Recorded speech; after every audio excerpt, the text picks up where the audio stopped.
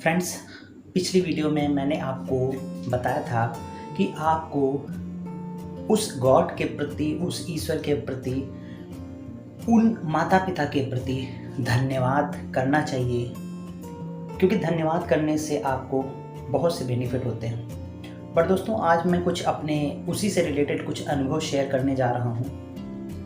हो सकता इनमें से अनुभव आप लोग भी करते हो, अगर नहीं करते हैं तो उन चीज़ों को आप देखना शायद शुरू कर पाएंगे मेरी इस वीडियो के बाद। फ्रेंड्स, मैं हूं आपका दोस्त Arun Kumar Rathore. I am digital coach and IT professional. Friends, हम हमेशा उन चीज़ों की कद्र कभी नहीं कर पाते जो चीज़ हमारे पास है। हम हमेशा उन चीज़ों को देखते हैं जो शायद हमारे पास अभी नहीं है। अब दोस्तों, ऐसा तो है नहीं कि जो चीज़ अगर आपके पास अभी नहीं है तो वो कभी होगी ही नहीं। फॉर एग्जाम्पल, अगर आप जब छोटे थे,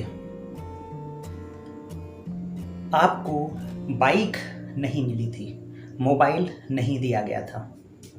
उस समय मोबाइल होते भी नहीं थे, बहुत कम मोबाइल होते थे। टेलीफोन करने के लिए पीसी होते थे और घरों में फ़ोन लगे होते थे, वो भी इक्का दुक्का गांव में एक लोगों को फ़ोन होता था और वो सबका सार्वजनिक फ़ोन नंबर हो जाता था। अगर किसी एक को पता चल गया तो वो गांव भर में बढ़ जाता था, और जब भी उस गांव में किसी को कोई सूचना देनी होती थी तो वो कॉल करता था, और वो बेचारा जिसने गलती से वो टेलीफोन लगवा लिया होता था और किसी को गलती से नंबर एक बार दे दिया, अब वो उसकी मजबूरी हो जाती थी, क्योंकि अगर वो बुलाने नहीं जाएगा तो प्रॉब्लम है, और अगर वो बार बार बुलाने जाता है तो भी प्रॉब्लम है। अगर वो बुलाने नहीं जाएगा तो लोग उसको बुरा भला कहेंगे, ऐसा है वैसा है, अब वो तो अपनी रॉयल्टी झाड़ रहा है। और अगर बेचारा वो बार बार बुलाने जाता है तो एक आदमी कहेगा, यार वो तो बहुत अच्छे हैं, उन्हीं के यहाँ कॉल कर देना। अब वो बेचारा महीने में 30 दिन एक पोस्टमैन की तरीके से काम करता है। कोई कॉल आ रही है, हाँ भैया तुम्हारी कॉल आ गई, ज़रा बात कर लीजिएगा। तो इस तरीके से होता था। अब दोस्तों, आपने भी उस चीज़ को देखा होगा। पर दोस्तों, जो मैं वहाँ पे कहना चाह रहा हूँ, उस समय वो चीज़ें होती भी नहीं थी और बहुत ज़्यादा रेयरेस्ट थी, बहुत कम लोगों के पास थी।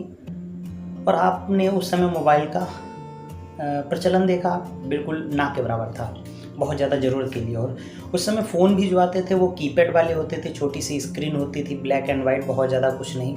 एक स्नैक वाला गेम अगर है तो है, थोड़ा रॉकेट ब्लॉक्स वाले गेम है तो हैं, ब्लैक एंड वाइट होते थे, कुछ कलर भी आते थे। तो दोस्तों, बहुत ज़्यादा आदमी उस चीज़ में व्यस्त नहीं रहता था। बट आज के समय में आप क्या हो रहा है, क्या देख रहे हैं? हर आदमी फैमिली के साथ तो है बैठा हुआ, बट फैमिली के साथ बातें करने की बजाय वो अपने अपने मोबाइलों में लगा पड़ा है। यानी कि साथ होते हुए भी आज के समय में सब न्यूक्लियर हैं, सब बिल्कुल अलग थलग पड़े हुए हैं। तो दोस्तों, हमारे पास वो चीज़ें हैं, शायद हम उसकी इसलिए कद्र नहीं कर रहे। आज हमारे पास परिवार है तो हम उसकी कद्र नहीं करते। जिस दिन नहीं होगा उस दिन आप बहुत ज़्यादा पछताएंगे, बात करने के लिए तरसेंगे कि कोई व्यक्ति मिले। तब आपके ये काम नहीं आने वाला, ये जो मोबाइल है खाली, ये काम नहीं आने वाला, क्योंकि इसमें भी अगर नेटवर्क नहीं है और चार्ज नहीं है, बेकार है। पर दोस्तों, इंसान को न चार्ज करने की ज़रूरत होती, न नेटवर्क की ज़रूरत होती। बस आप सामने बैठे, नेटवर्क चालू, चार्जिंग ऑलरेडी है, आप बातें कर सकते हैं। अब दोस्तों, इस चीज़ की अहमियत को आप नहीं समझ रहे।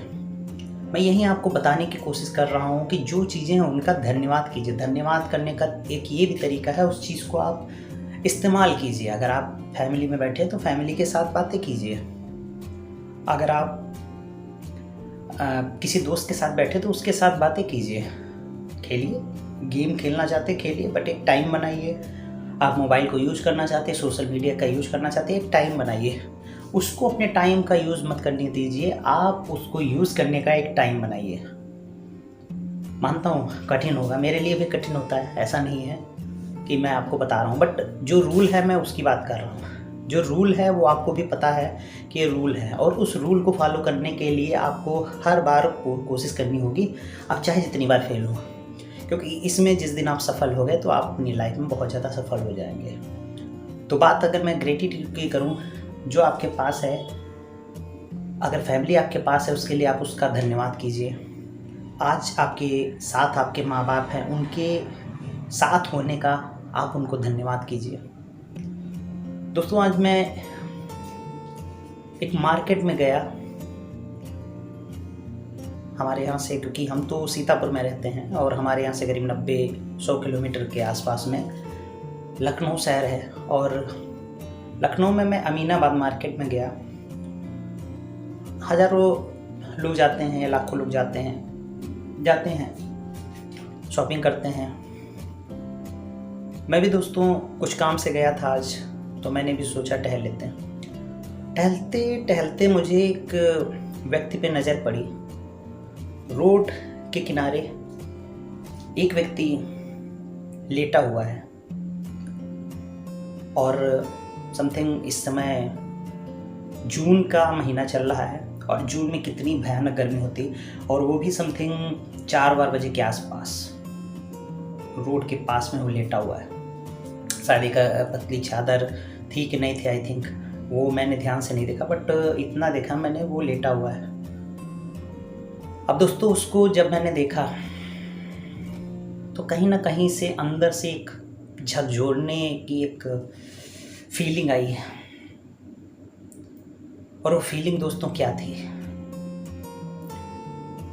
जब मैंने उसको देखा तो आई शॉक्ड। वो शॉकिंग क्या था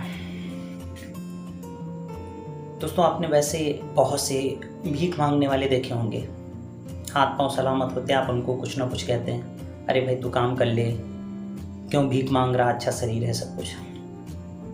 पर दोस्तों वो किसी से मांग तो नहीं रहा था, वो वहाँ पे बस लेटा हुआ था।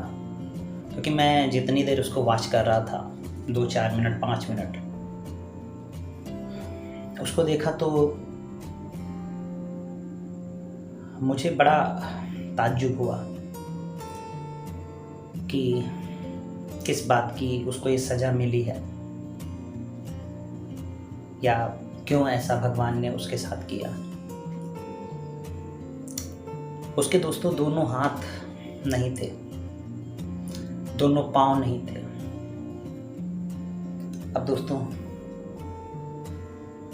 शायद आपने भी, अगर आप उत्तर प्रदेश में लखनऊ के आसपास रहते हैं तो शायद आपने देखा हो और इग्नोर कर दिया हो।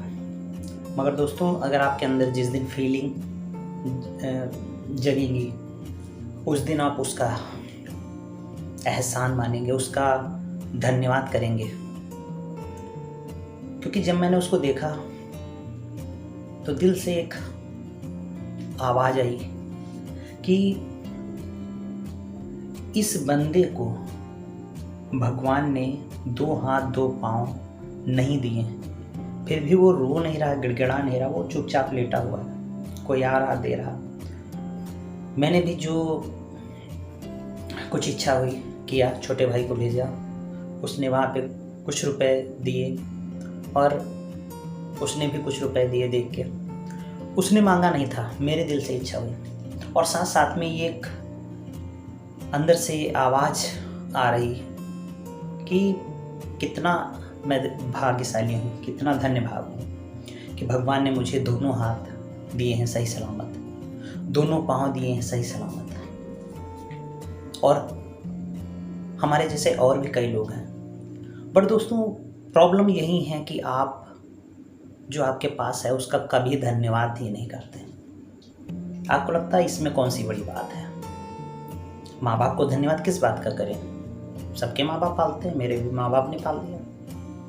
नहीं दोस्तों, उन्होंने पाला है, एहसान नहीं किया, मैं मानता हूँ।